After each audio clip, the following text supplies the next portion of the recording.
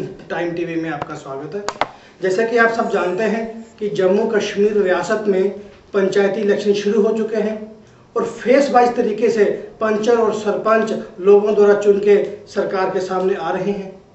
पर ऐसे में सवाल ये उठता है कि क्या ये पंच सरपंच वाकई में ही रियासत की लोगों की आवाम की डेवलपमेंट करवा पाएंगे?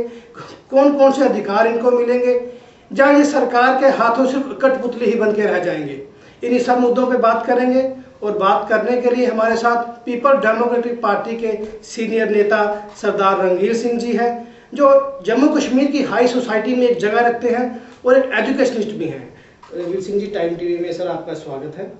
Thank you very much sir, जैसे कि आप जानते हैं कि जम्मू कश्मीर रियासत में पंचायती इलेक्शन चल रहे हैं, फेस वाइज तरीके से पंच और सरपंच चुन के आ रहे हैं।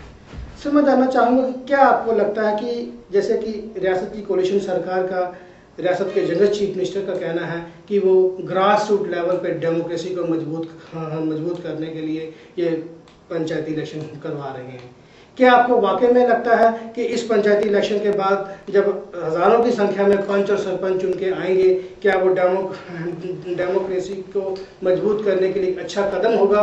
किस तरीके से वो अपने मोहल्ले की, अपने वार्ड की, दूर दराज पहाड़ी क्षेत्रों की किस तरीके से तरक्की हो पाएगी, इस पर थोड़ी आप रोशनी डालिए। देखिए, अब उमर अब्दुल्ला साहब जो कहते हैं कि हम कर पाएंगे, अब कर पाएंगे या कितना कर पाएंगे या नहीं कर पाएंगे वो तो आने वाला वक्त ही बताएगा। लेकिन जो कंसेप्ट है इसकी, जैसे the very name suggest Panchayati Raj act, concept इसकी ये है कि ये जो पंचायत का सिस्टम है, grass root level, village level से ही ये जो है डेमोक्रेसी जो है चलती है, पटपे वहाँ से उठे और चले। और इसीलिए ये जो 73rd अमेंडमेंट हुई है, तो उनमें से उसी ने काफ़ी मजबूत किया है पंचायती राज को। तो उस हद तक तो अभी हमारी रियासत में ना ही हम वो अमेंडमेंट जो है वो अडॉप्ट कर पाए हैं, और ना ही वो सब बातें जो उनको करनी चाहिए थी सरकार ने की हैं। लेकिन फिर भी मैं समझता हूँ कि this is a very welcome step कि इतनी मुद्दत के बाद जो है ये जो ग्रास रूट लेवल पे डेमोक्रेटिक प्रोसेस जो है वो ग्रास रूट लेवल पे जा रहा है।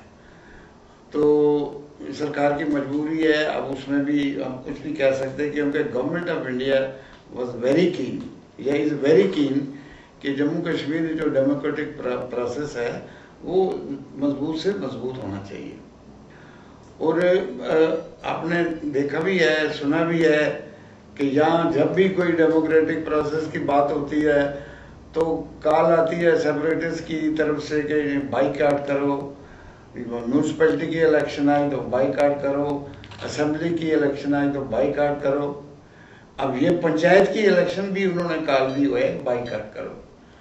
लेकिन यू विल बी सरप्राइज कि बाईकाट कॉल के बावजूद इतनी तादाद में 80% से ऊपर जो है इसमें पार्टिसिपेशन वोटर्स की जो है वो हो रही है। तो एक तरफ से ये सजेस्ट करता है ये कि लोग जो हैं वो चाहते हैं कि हम इस प्रोसेस में जो है वो पार्टिसिपेट करें। और जैसे कि अंडर द पंचायत एक्ट जो पावर्स इनको देने वाली हैं, उससे काफ़ी हद तक ये जो काम है जो पंचायत करेगी, उससे लोकल जो इलाका है, ब्लॉक है, उसकी नेचुरली डेवलपमेंट में काफ़ी जो है वो फर्क जो है वो पड़ेगा। एक एमएलए होता है, मैं भी 3 दफ़ा एमएलए रहा हूँ, तो उस वक्त मेरे हल्के में कोई 32 पंचायतें थी, लेकिन सब नॉन फंक्शनल थी और गवर्नमेंट नॉमिनेटेड जो रेवेन्यू ऑफिसर थे वही वो एडमिनिस्ट्रेट करते थे सारा कुछ। तो उस हद तक डेवलपमेंट जो है वो एक एमएलए जितना भी वो कोशिश करे उसके लिए मुश्किल है डेवलपमेंट करनी। लेकिन अगर ये पावर डिसेंट्रलाइज हो जाए, ये ब्लॉक लेवल तक चली जाए, विलेज लेवल तक चली जाए, तो वहीं से ग्रास रूट्स पे ये डेवलप भी होती है और डेवलपमेंट भी होती है। तो इसलिए मैं समझता हूँ ये बड़ी अच्छी बात है और ये इन्होंने ये पहल की है for one reason or the other, उसमें भी जाने की ज़रूरत नहीं, लेकिन ये अच्छा कदम है। और इसी तरह आपको याद होगा कि मुफ्ती साहब ने 27 साल के बाद, यहाँ 27 साल के पहले वो ये म्यूनसिपल इलेक्शन कभी हुई नहीं थी, सब नॉमिनेटेड ये कमेटीज वगैरह चलती थी। तो मुफ्ती साहब ने एक उस वक्त ये फैसला लिया और ये म्यूनसिपलिटी के चुनाव हुए और न्यू म्यूनसिपल कमेटीज की कंपोजिशन भी हुई। बहुत सारी कमेटीज जो है वो नई बनी। पहले तो सिर्फ ये टाउन्स में होती थी, जम्मू में कॉरपोरेशन थी या पुंछ में थी या श्रीनगर में थी, तो बाकी कमेटी जैसे कठुआ में है, सांबा में है, ऐसे ऐसे होती थी। तो अब ये जो है ये और जो है वो डिसेंट्रलाइज। नहीं रणवीर सिंह जी, जैसे कि आपने अभी बताया कि ये जो कदम रियासत के चीफ मिनिस्टर उमर अब्दुल्ला ने उठाया है, ये बड़ा अच्छा कदम उठाया है और आपने इसको सराहा भी है। और आपने ये भी कहा कि अगर 73-74 में अमेंडमेंट की जाती तो इसके और अच्छे फ्रूटफुल रिजल्ट निकलते। लेकिन रणवीर सिंह जी, एक बड़ी अहम चीज़ मैं जानना चाहूँगा आपसे, जैसे कि आपने जानते हैं कि ये पंचायती के चुनाव, पंचायती इलेक्शन जो हो रहे हैं बहुत काफ़ी समय के बाद हो रहे हैं। इस पिछले काफ़ी समय के दौरान डिफरेंट पॉलिटिकल पार्टियों की जम्मू कश्मीर रियासत में हुकूमत भी रही, चाहे वो पीडीपी हो चाहे वो दूसरी पार्टी हो। आपको नहीं लगता कि ये कदम उस टाइम क्या ये समय अच्छा नहीं था ये कदम उठाने के लिए जो रियासत के चीफ मिनिस्टर ने अब उठाया है? नहीं, कदम तो था ही। क्या आपको नहीं लगता कि उस टाइम पीपल डेमोक्रेटिक पार्टी की जब हुकूमत थी उस वक्त ये कदम नहीं उठाया गया, कहीं ना कहीं इनकी चूक रही है? लेकिन शुरुआत तो की ना पीपल डेमोक्रेटिक पार्टी ने, जब म्यूनसिपल कमेटीज के चुनाव थ्रू आउट द स्टेट हुए, तो वो भी एक बड़ी बात है, वो छोटी बात नहीं है। तो उसके बाद मुफ्ती साहब का ये भी मुझे अच्छी तरह याद है कि he was very much interested कि हम पंचायत के चुनाव कराएं, लेकिन उन्होंने उस वक्त वो कदम नहीं उठाया। बट बीइंग इन कोलिशन काफी कंपल्शंस होती हैं, तो उस वक्त नहीं कोलिशन को कैरी।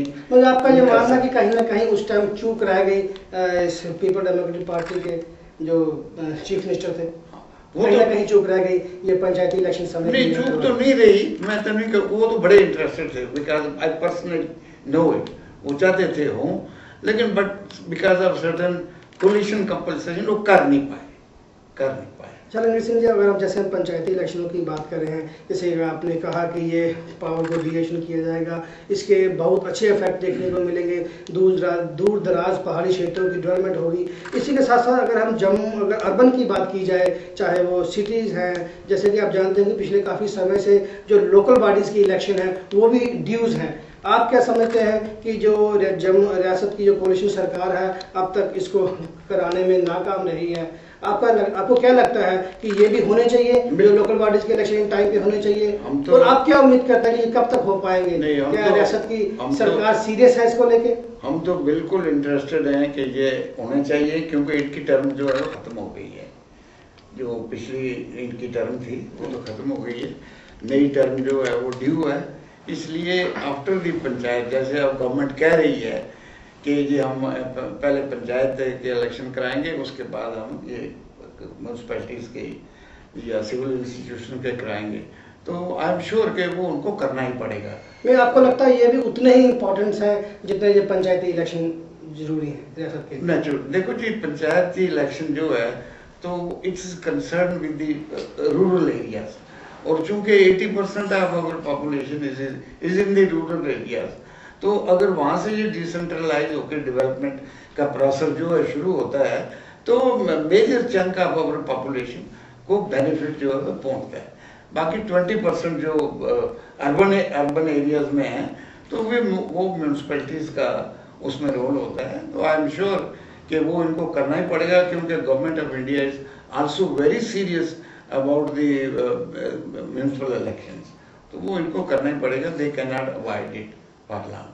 रणवीर सिंह जी, मैं एक एक अहम चीज़ आपसे जानना चाहूँगा, जैसे कि आपको पता अब कुछ ही फेस रह गए हैं, इसके बाद ये ख़त्म हो जाएगी पंचायती इलेक्शन, सरपंच और पंच उनके सामने आ जाएंगे, और इसके बाद आपको क्या लगता है कि रियासत की सरकार ने ऐसे वादा किया है कि कुछ विशेष अधिकार दिए जाएंगे चुने हुए पंचों और सरपंचों को, और किस तरीके की ये रूपरेखा बनेगी आपकी नज़र से, आपके नज़रिए से क्या लगता है, किस तरीके से इनका जो चेयरमैन बनाया जाएगा तो वो किस तरीके से बनाया जाएगा, किन ब्लॉकों से बनाया जाएगा, क्या उसकी रूपरेखा रहेगी, ताकि ये अच्छे ढंग से अपने अपने एरिया की अपने अपने इलाके की डेवलपमेंट करवा पाए। देखिए, जो पंचायती राज एक्ट है उसमें ये सारा प्रोसेस जो है ये दिया हुआ है, ब्लॉक का कौन होगा। उसमें मेजर झगड़ा यही था कि गवर्नमेंट उस वक्त चाहती थी कि एमएलए का रोल जो है उधर भी प्रोमिनेंट रहना चाहिए, लेकिन आम राय ये थी कि अगर एमएलए का रोल उधर भी सब जगह प्रोमिनेंट रहेगा, then these committees would not be able to function or discharge their own duties. उस तरीके से नहीं कर पाएंगी उनको, they will have to go according to the wishes of the local MLAs या जो भी कोई मिनिस्टर इंचार्ज उस हल्के का होगा। तो इसलिए हम जो उम्मीद करते हैं कि ये प्रोसेस जो शुरू हुआ है और इसमें सारा जो प्रोसेस दिया हुआ है, कैसे ये पहले पंच चुने जाएंगे, फिर सरपंच चुने जाएंगे, फिर उनकी क्या जो भी ड्यूटीज हैं वो सारी वो लेड आउट की जाएंगी, और आई एम श्योर कि एक नया प्रोसेस जो है वो शुरू चलेगा, और उसमें डेफिनेटली गवर्नमेंट ऑफ इंडिया, आपको पता है, is very keen on the rural development. Rural development के लिए वो बहुत ज़्यादा कीन है, और एज यू नो हमारे जो मनमोहन सिंह जी हैं, is a very democratic minded person. वो चाहते हैं ये इलेक्शंस हों, पंचायत के भी हों। अगर गवर्नमेंट ऑफ इंडिया फोर्स ना करती तो शायद अभी भी ये इलेक्शन जो है ये ना होते, but I think it's a welcome step. हालांकि हम ये समझते हैं कि पता नहीं क्यों उन्होंने नॉन पार्टी बेसिस पे किया है। पार्टी बेसिस पे होते तो पता चल जाता कौन सी पार्टी की क्या पोजीशन बनती है, कौन की क्या नहीं बनती। मैं आपको लगता है कि ये जो इलेक्शंस हो रहे हैं ये पार्टी बेसिस पे होते तो ज़्यादा बेटर होता है? हाँ, ज़्यादा बेटर होता है, और पार्टीज को भी अपनी स्ट्रेंथ का पता चल जाता है। तो अब आई डोंट नो, अब मुझे ज़्यादा क्रिटिसाइज नहीं करना चाहिए। आपने पार्टी बेसिस की बात की, इसी पे मैं एक आखिरी सवाल आपसे जानना चाहूँगा कि जैसे कि आपने बोला कि ये पार्टी बेसिस पे होता तो ज़्यादा अच्छा होता, लेकिन अब जो देखने में आ रहा है, जो पंच सरपंच उनके आ रहे हैं और डिफरेंट पॉलिटिकल पार्टी के जो एमएलए हैं, जो अहदेदार हैं, उन पे अधिकार जमाने की उन पे बात कर रहे हैं और उनको अपनी पार्टी की ओर रिझाने के लिए कोशिश की जा रही है। आप उन पंचों सरपंचों को अपनी तरफ से बीइंग ए सीनियर सिटीजन आप क्या कहना चाहेंगे ताकि वो गलत राह पे ना जाए? अच्छा चुनाव जैसे लोगों ने उनको नुमाइंदगी दी है तो आगे वो किस पॉलिटिकल पार्टी में जाना है, तो इस पर आप किस तरीके की आप बात करेंगे? देखिए, मेरा पॉइंट भी वही है, अगर पार्टी बेसिस पे होते तो फिर आर्स ट्रेडिंग के चांसेस जो है वो बड़े कम हो जाते हैं। जो कमिटेड पार्टी वर्कर है, जीत के आता है तो उसका पार्टी के साथ वो रहता है। अब चूंकि एवरीथिंग इज फ्लूइड, तो नेचुरली इसमें गवर्नमेंट कोशिश करेगी, अगर वो अपने आप को कमज़ोर समझते हैं कि हमारा वो कमज़ोर है इस इशू, तो दे विल ट्राई कि वो अपना through MLA, through deputy commissioner, through tehsildar वो ये कोशिश करेंगे ज़्यादा से ज़्यादा लोगों को वो अपनी तरफ जो है वो करें। तो उसमें आर्स ट्रेडिंग का जो है ये सिलसिले का बहुत चांस जो है बड़ा बढ़ जाता है। नहीं, लेकिन आप अपनी तरफ से कोई राय देना चाहते हैं उन सीधे साधे नौजवानों को? इवन की देखने में आया कि औरतों की भी काफ़ी भागीदारी रही है, वो भी पंच और सरपंच उनके आ रहे हैं। आप अपनी तरफ से कोई राय उनको देना चाहते हैं, अवेयरनेस? राय उनको यही देना चाहता हूँ कि जैसे गवर्नमेंट ऑफ इंडिया चाहती है ये इंस्टीट्यूशन मजबूत करने, तो they would be the pillars. Basic जो जिम्मेवारी उनकी ही होगी कि कैसे इस इंस्टीट्यूशन को मजबूत किया जाए। लिहाजा जिम्मेदारी से उनको काम करना चाहिए और अपनी जिम्मेदारी समझनी चाहिए।